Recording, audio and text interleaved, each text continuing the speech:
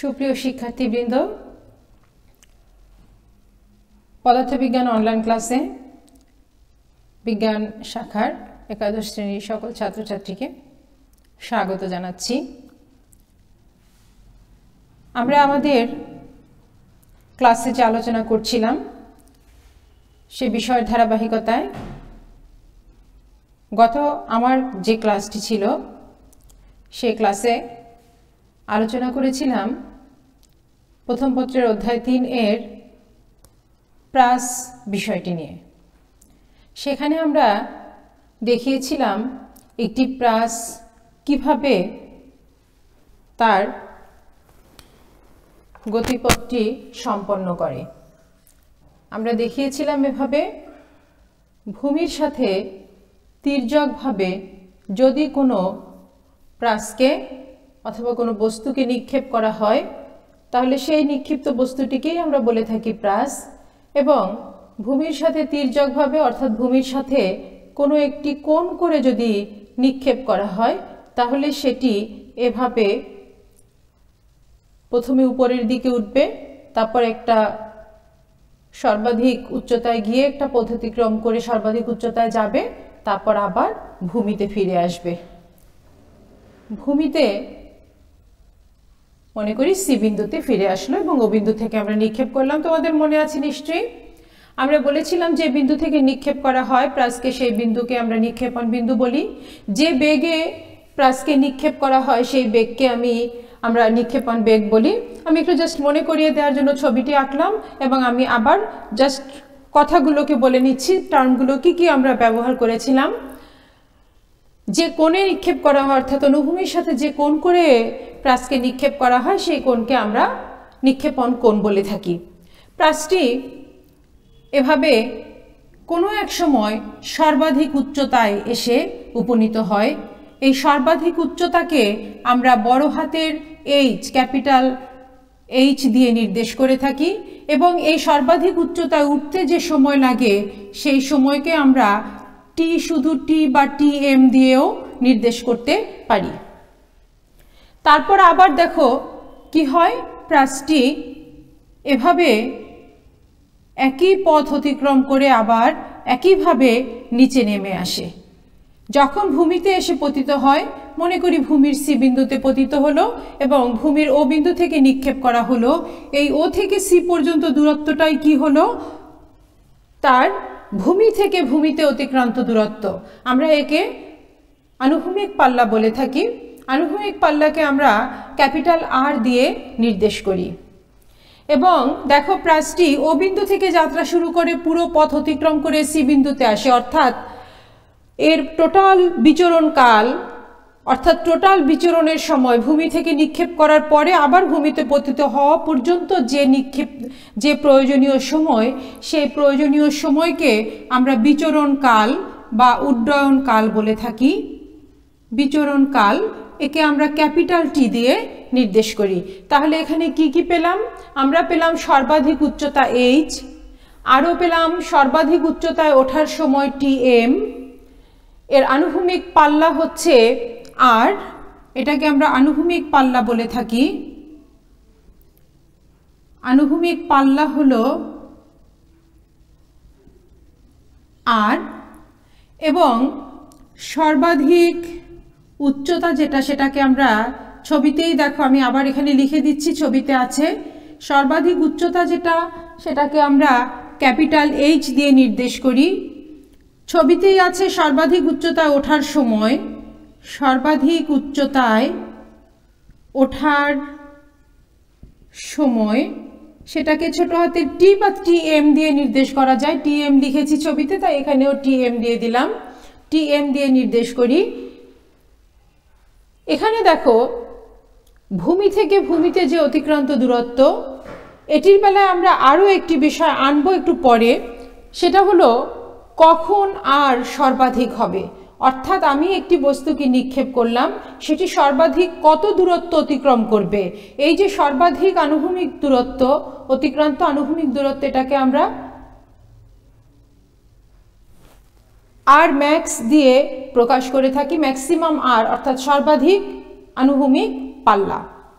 এই হলো আমাদের একটি প্রাসের কি কি বিষয় আমরা পাই সেগুলো। তো এখানে আমরা এই প্রত্যেকটা রাশিমালাটাকে প্রতিপাদন করে দেখাবো এবং এগুলো কিন্তু অনুধাবন পর্যায়ের প্রশ্নে তোমাদের থাকতে পারে। এছাড়া আমাদের বিভিন্ন অঙ্কে এগুলো থাকবে। আমাদের প্রায়োগিক যে পর্যায়ের যে কোশ্চেন আছে সেই কোশ্চেনেও এর বিভিন্ন বিষয় নিয়ে থাকতে পারে প্রতিপাদন, মানে মান নির্ণয়, এবং ঘ নং অর্থাৎ উচ্চতর দক্ষতা বিষয়ের যে প্রশ্ন আসে সেখানেও আমাদের এই ইকুয়েশনগুলি, এখন যে ইকুয়েশনগুলো আমরা নির্ণয় করব সেই ইকুয়েশনগুলি ব্যবহার করতে হবে। সুতরাং এর আগের ক্লাসটি আমি যেমন বারবার বলেছিলাম, প্রাসের যে আলোচনা করব, প্রাসের গতিপথের রাশিমালা, এটি খুব ইম্পর্টেন্ট এবং আজকের এই ক্লাসটিও কিন্তু খুবই ইম্পর্টেন্ট, যেহেতু সৃজনশীল অংশে আমরা প্রায় প্রতি বছরই এই বিষয়গুলো পেয়ে থাকি এবং গ এবং ঘ নঙে আজকে যে সমীকরণের রাশিমালাগুলো আমরা প্রতিপাদন করব সেই রাশিমালাগুলো ব্যবহার করেই আমাদের সমস্যার সমাধান করতে হবে। তো আসো প্রথমেই আমরা যেটি করব সেটি হলো সর্বাধিক উচ্চতায় ওঠার সময়। আমি সর্বাধিক উচ্চতায় ওঠার সময় সেটা আগেই দেখিয়েছিলাম, এটাকে আমরা টিএম দিয়ে নির্দেশ করেছি। সর্বাধিক উচ্চতায় ওঠার সময়, সর্বাধিক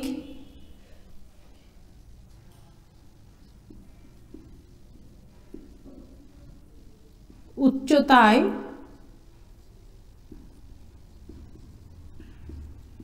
ওঠার সময় টিএম, এই রাশিমালাটি আমরা প্রতিপাদন করব। এই রাশিমালাটি প্রতিপাদন করতে গেলে আমরা এর আগে যখন গতির সমীকরণ আলোচনা করেছিলাম, তোমাদের মনে আছে আমরা কতগুলো গতির সমীকরণ প্রতিপাদন করে দেখিয়েছিলাম, সেই গতির সমীকরণগুলোরই সাহায্য নিব। তোমাদের মনে আছে আমরা একটি গতির সমীকরণ, কোনো একটি বস্তু যদি গতিশীল থাকে তার শেষ বেগের রাশিমালা আমরা এভাবে পেয়েছিলাম, V equal to v not plus এটি, অর্থাৎ তোমরা যেটি পরিচিত খুব বেশি আমি সেটাই বলে দিচ্ছি, V equal to U plus AT, এই সমীকরণটি। তো এখানে দেখো আমি যদি এই সমীকরণটি ইউজ করি, সর্বাধিক উচ্চতায় যখন উঠছে, খেয়াল করো, তখন কিন্তু বস্তুটির আমরা বেগের কোন উপাংশটা নিব, আমরা বেগের উল্লম্ব উপাংশটা নিব, অর্থাৎ বেগের উল্লম্ব উপাংশ এখানে ভিওয়াই, অর্থাৎ এই সর্বাধিক উচ্চতায় ভিওয়াই হবে তার শেষ বেগ এবং তার আদিবেগ কি হবে আমরা দেখেছিলাম, ভি নট আদিবেগে নিক্ষেপ করা হয়, অর্থাৎ নিক্ষেপণ বেগটি হচ্ছে প্রাসের ক্ষেত্রে আদিবেগ। তাহলে ভি নটের আমরা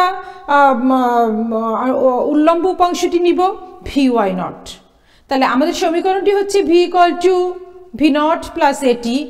এখানে আমার কি দাঁড়াবে, ভি এর জায়গায় আমি বসাবো ভি ওয়াই, ভি নটের জায়গায় বসবে আমার ভি ওয়াই নট, কারণ আমরা উপরে ওঠার ক্ষেত্রে উল্লম্ব উপাংশটি ব্যবহার করব, প্লাস এ। যখন উপরে উঠছে আমরা এর আগের ক্লাসে বারবার বলেছিলাম, একটি প্রাসের ক্ষেত্রে যখন ত্বরণ কাজ করে সেই ত্বরণটি হয় ওই স্থানের অভিকর্ষজ ত্বরণ। তো ওই স্থানের অভিকর্ষজ ত্বরণ জি, এখানে যখন বস্তুটি উপরে উঠছে তখন জি এর বিপরীত দিকে কাজ করছে, সুতরাং এখানে ঋণাত্মক ব্যবহার হবে, অর্থাৎ এখানে ত্বরণ এর জায়গায় বসবে মাইনাস জি। তাহলে সমীকরণটি হবে V equal to V Y naught minus GT. তোমরা খেয়াল করো, V equal to U plus AT, এই সমীকরণটিকেই আমি এভাবে প্রাসের ক্ষেত্রে লিখব যখন সর্বাধিক উচ্চতায় উঠবে। তো V Y equal to V Y naught minus GT, this implies V Y equal to V Y naught, মানে তোমাদের মনে আছে এর আগের দিন আমরা ব্যবহার করেছিলাম V Y naught sine theta naught minus g t এর জায়গায় বসবে টিএম। আর এই ভি ওয়াই এটি কি, এটি হলো যখন এই বিন্দুতে অর্থাৎ সর্বাধিক উচ্চতায় উপনীত হয় তখনকার শেষ বেগ। মনে রাখবে, যখন কোনো বস্তু উপরে সরাসরি খাড়া উপরের দিকে নিক্ষেপ করা হয় অথবা প্রাস হয়, অর্থাৎ অনুভূমির সাথে তির্যকভাবে নিক্ষেপ করা হয়, তখন বস্তুটি যখন সর্বাধিক উচ্চতায় ওঠে তখন তার শেষ বেগের যে উল্লম্ব উপাংশ সেটি 0 হয়। খেয়াল করো, উল্লম্ব উপাংশ 0 না হলে কি হতো, বস্তুটি তো আরও উপরের দিকে উঠে যেত, কিন্তু বস্তুটি সর্বাধিক উচ্চতায় ওঠার পরে আবার নিচে নেমে আসে। উল্লম্ব উপাংশ যদি থাকতো তাহলে কিন্তু নিচে নামে আসতো না। সুতরাং আমাদের মনে রাখতে হবে, কোনো বস্তু যখন সর্বাধিক উচ্চতায় আসে তখন তার বেগের উল্লম্ব উপাংশটি আমরা পাই 0, অর্থাৎ এই ক্ষেত্রে আমার Vy হবে 0, 0 equal to V0 sine theta naught minus GTm। এখানে সময়টিকেই আমি Tm দিয়ে নির্দেশ করেছি। This implies GTm equal to V0 sine theta not.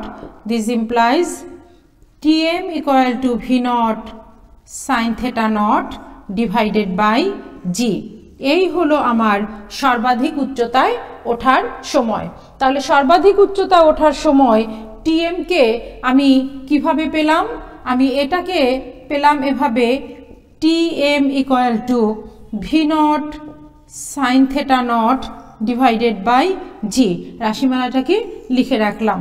মনে রাখতে হবে, এই রাশিমালাটি যেমন মনে রাখতে হবে, আবার এর প্রতিপাদনটাও আমাদের শিখতে হবে। এরপরে আসো সর্বাধিক উচ্চতা।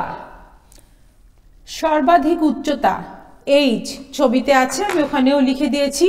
সর্বাধিক উচ্চতা এই যে রাশিমালা আমরা প্রতিপাদন করব। এখানেও আমরা একটি গতির সমীকরণ ব্যবহার করব। তোমাদের মনে আছে আমরা গতির সমীকরণ দ্বিতীয় যেটি প্রতিপাদন করেছিলাম সেটি ছিল V square equal to V0 square plus 2as বা 2a গুণ x মাইনাস x0, আমরা এভাবে ব্যবহার করেছিলাম। অর্থাৎ তোমরা যেভাবে শিখেছো V square equal two a square plus 2as।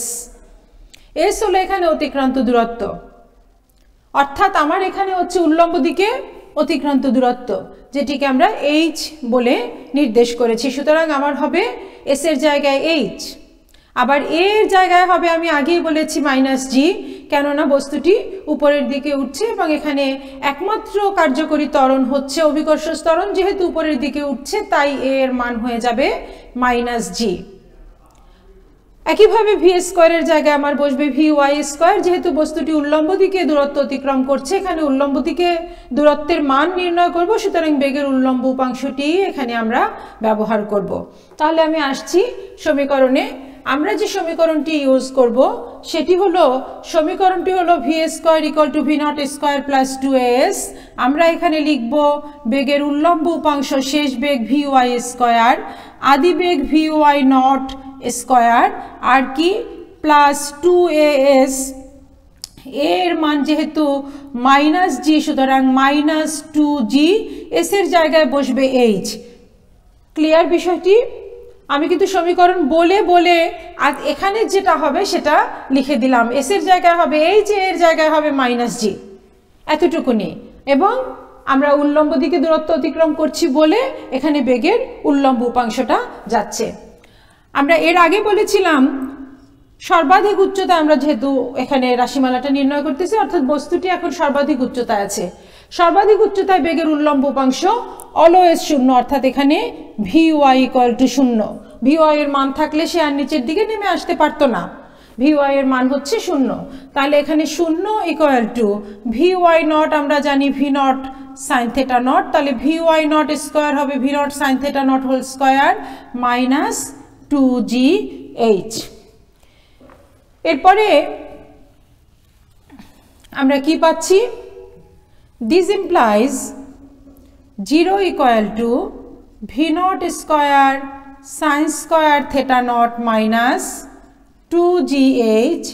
This implies 2gh equal to V0 square sine square theta not.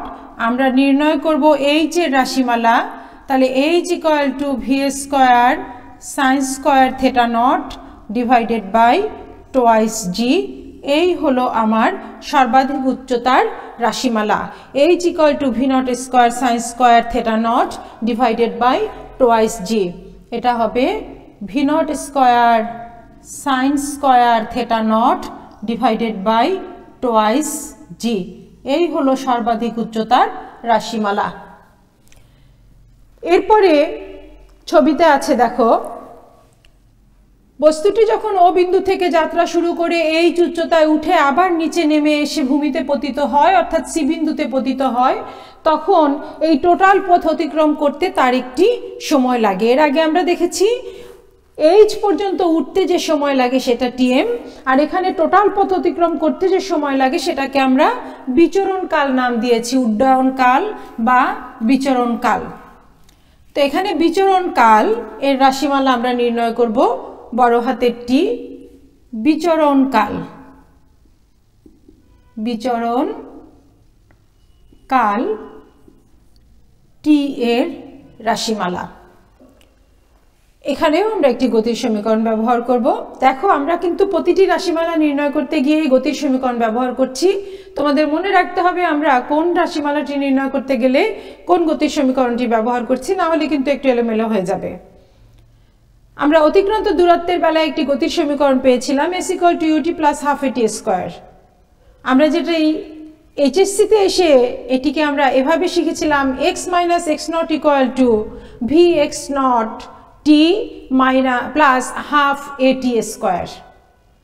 ঠিক আছে, তাহলে সেক্ষেত্রে আমরা এখানে বস্তুটির উল্লম্ব দিকে যদি আমি ধরি তাহলে আমি এই সমীকরণটিকে লিখব অতিক্রান্ত দূরত্ব y s = ut, তাহলে s এর জায়গায় বসলো y, ut এর জায়গায় এখানে বসবে vy0 t, হলো s = ut প্লাস ½ at²। আমি আবারও বলছি প্লাস এ মানে হচ্ছে মাইনাস জি, তাহলে এটি হয়ে যাবে -½ gt²।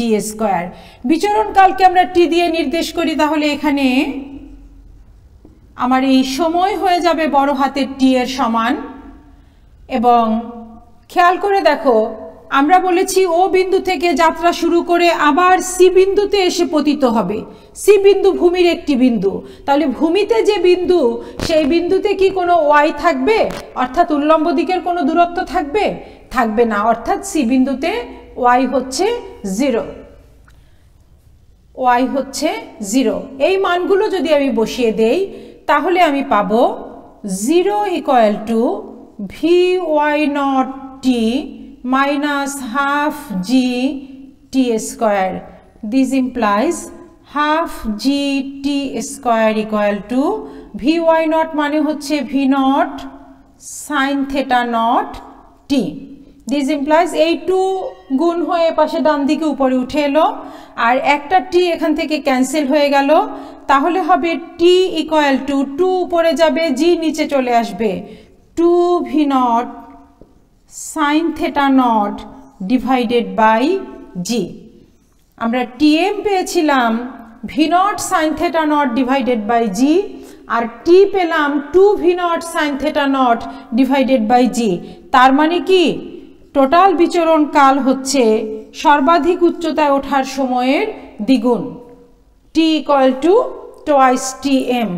এখানে আমরা পেলাম 2v0 sin θ0 ডিভাইডেড বাই জি। প্রতিটি আমাদেরকে মনে রাখতে হবে বিচরণকাল। তাহলে বিচরণকালের রাশিমালাটিও আমরা দেখে নিলাম। এরপরে আমরা যেটি দেখব সেটি হলো ভূমি থেকে ভূমিতে কতখানি দূরত্ব অতিক্রম করলো, সেটি আমি এখানে দেখো লিখে দিয়েছি। ভূমি থেকে ভূমিতে অতিক্রান্ত দূরত্বকে আমরা আনুভূমিক পাল্লা বলি এবং তাকে আমরা ক্যাপিটাল আর দিয়ে নির্দেশ করি। তাহলে ভূমি থেকে ভূমিতে অতিক্রান্ত দূরত্ব ক্যাপিটাল আর, এবং একে আমরা আনুভূমিক পাল্লা নাম দিয়ে থাকি আনুভূমিক পাল্লা হচ্ছে আর। এই আনুভূমিক পাল্লা এটি নির্ণয় করতে গেলেও আমরা গতির দূরত্বের সমীকরণটি ইউজ করব, অথবা তোমাদের একটু মনে করিয়ে দিচ্ছি, গত ক্লাসে আমি যখন প্রাসের গতিপথের রাশিমালাটি প্রতিপাদন করেছিলাম, প্রাসের গতিপথ একটি অধিবৃত্ত দেখিয়েছিলাম, তখন আমরা একটি সমীকরণ এই আকারে পেয়েছিলাম y =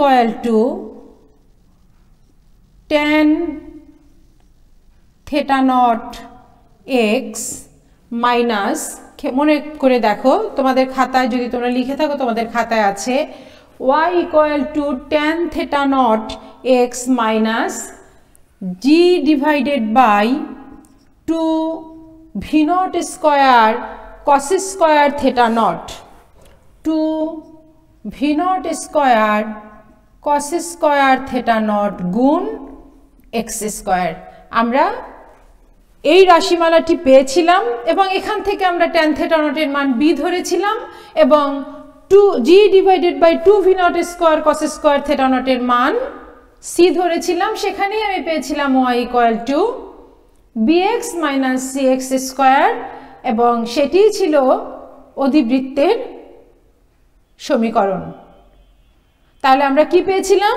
আমরা জাস্ট এই ট্যান থেটা নটের মান একটি ধ্রুবক ধরেছিলাম b এবং g divided by 2 V naught square cos square theta নটের মান ধরেছিলাম একটি ধ্রুবক c।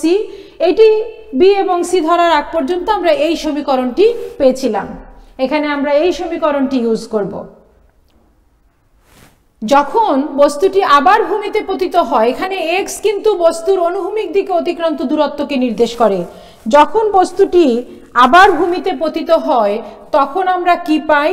তখন আমরা পাই মোট আনুভূমিক পাল্লা, অর্থাৎ অনুভূমিক দিকে অতিক্রান্ত দূরত্ব যদি x হয় তাহলে যখন সিতে গিয়ে উপনীত হবে, ভূমিতে উপনীত হবে, তখন x এর মান হয়ে যাবে ক্যাপিটাল R। যখন ভূমিতে উপনীত হবে তখন আরও কি হবে? তখন উল্লম্ব দিকে কোনো দূরত্ব থাকবে না, অর্থাৎ y ইকুয়াল টু 0 হয়ে যাবে। এই y এর মান এবং x এর মান আমরা যদি বসিয়ে দিই এই সমীকরণে, তাহলে যেটি পাই সেটি হলো 0 equal to tan theta naught R minus G divided by 2 V naught square cos square theta naught গুণ আর স্কোয়ার। দিস ইমপ্লাইজ, আমি এটাকে বাম সাইডে নিয়ে আসি, g divided by 2 V naught square cos square theta naught r square equal to tan theta naught r. একটা r cancel হয়ে যাবে, ডান দিকের আরটা ক্যান্সেল হয়ে যাবে, তাহলে থেকে যাচ্ছে যেটা, সেটা হলো r equal to 2 V naught square cos square theta naught এখানে গুণ হয়ে যাবে, আর ট্যান থেটা নটকে আমি লিখলাম sine theta naught divided by cos theta naught. খেয়াল করো, ট্যান থেটা নট আসলো sine theta naught divided by cos theta naught এবং এখান থেকে 2 V naught square cos square theta naught গুণ হয়ে উপরে চলে আসলো। কি পেলাম? 2 V naught square cos square theta naught, g নিচে নেমে আসলো ডিভাইডেড বাই জি, এই আর ক্যান্সেল হয়ে গেল, এখান থেকে একটি আর ক্যান্সেল হয়ে একটি আর থেকে গেল। This implies R equal to cos theta naught, একটা কস থেটা নট ক্যান্সেল হয়ে গেলে উপরে থাকে 2 V naught sine theta naught cos theta naught, 2 V naught sine theta naught cos theta naught divided by g. তোমরা ত্রিকোণমিতির একটি সূত্র জানো, 2 sine theta naught cos theta naught equal to sin twice theta naught। সমীকরণ সূত্রটি হলো তোমরা যেভাবে শিখেছো 2 sin a cos a equal to sin twice a, অথবা 2 sin theta cos theta equal to sin twice theta। তাহলে এখানে হবে 2 sin theta naught cos theta naught সমান sin twice theta naught। তাহলে এখানে দেখো এই ভি নটকে যদি আগে নিয়ে আসি, আমার এখানে 2 sin theta naught cos theta naught এর জায়গায় বসবে sin twice theta naught। তাহলে সমীকরণটি দাঁড়াবে কি? r সমান v naught sin twice theta naught divided by g, v naught sin twice theta naught divided by g. V naught square আছে একটা, v naught square sin twice theta naught divided by g. আমি কি পাবো? এই লাইনটিকে আবার উপরে লিখছি, r equal to v naught square, সূত্র হলো সাইন টুয়াইস থেটা নট হয়ে যাবে 2 sin theta naught cos theta naught divided by g. এই হলো আনুভূমিক পাল্লার রাশিমালা। তাহলে আমরা আনুভূমিক পাল্লার রাশিমালা নির্ণয় করলাম। r equal to v naught square sin twice theta naught divided by g। এরপরে আমি বলেছিলাম আমি যদি কোনো বস্তুকে এভাবে প্রাসের মতো অর্থাৎ ভূমির সাথে তির্যকভাবে নিক্ষেপ করি এবং বস্তুটি আবার ভূমিতে গিয়ে পতিত হয়, তাহলে আমি যেখান থেকে নিক্ষেপ করলাম আর যেখানে পতিত হলো এই দূরত্বটি আনুভূমিক পাল্লা যা আমরা নির্ণয় করলাম। এখন আমি একটি বস্তুকে সর্বাধিক দূরত্বে নিতে চাচ্ছি। আমি তোমাদের প্রথম দিনই বলেছিলাম প্রাসের কিছু উদাহরণ, যেটির সাথে তোমরা পরিচিত, টেনিস বল নিক্ষেপ প্রতিযোগিতা অথবা বর্ষা নিক্ষেপ প্রতিযোগিতা অথবা চাকতি নিক্ষেপ প্রতিযোগিতা। এক্ষেত্রে যে ফার্স্ট হয় তার কি হয়, তার টেনিস বলটি সবচেয়ে দূরে যায়, নিক্ষিপ্ত বস্তুটি সবচেয়ে দূরে যায়। এই সবচেয়ে দূরে যাওয়া মানে কি, মানে হলো তার আনুভূমিক পাল্লাটি সর্বাধিক। তার মানে সর্বাধিক আনুভূমিক পাল্লার একটি ব্যাপার আছে এবং এখানেও নিশ্চয়ই একটি কৌশল আছে। সেখানে কি হবে, সর্বাধিক আনুভূমিক পাল্লাকে আমরা ম্যাক্সিমাম আর বলে থাকি, অর্থাৎ সর্বাধিক আনুভূমিক পাল্লা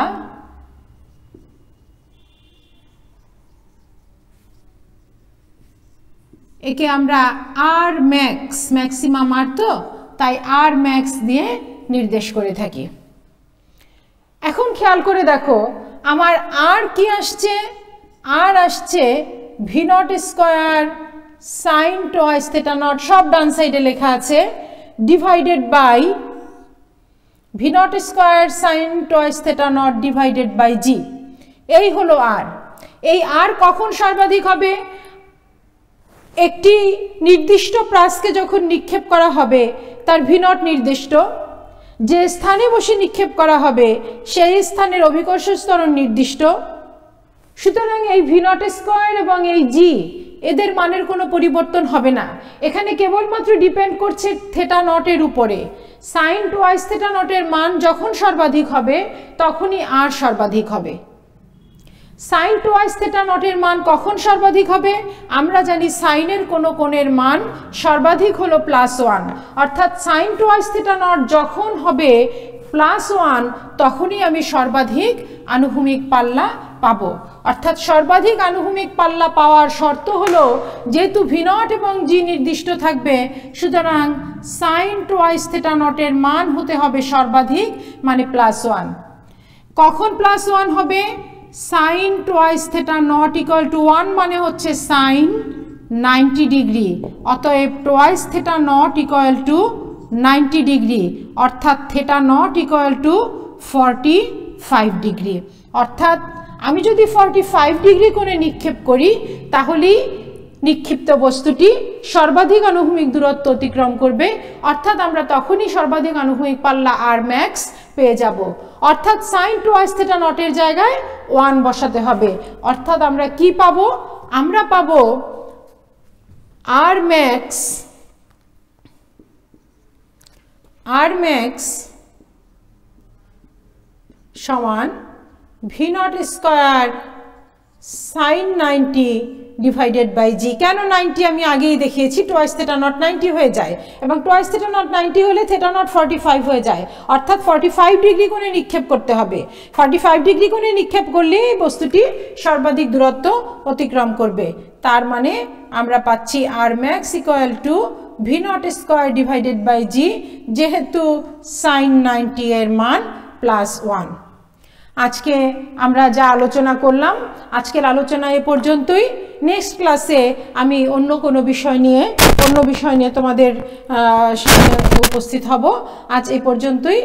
তোমরা এই বিষয়গুলোকে ভালোভাবে দেখবে। ফিজিক্সের বিষয়টা কিন্তু চর্চার ব্যাপার, চর্চা করতে হবে, চর্চা করবে। পড়াশোনা করো, ভালো থাকো, আল্লাহ হাফিজ।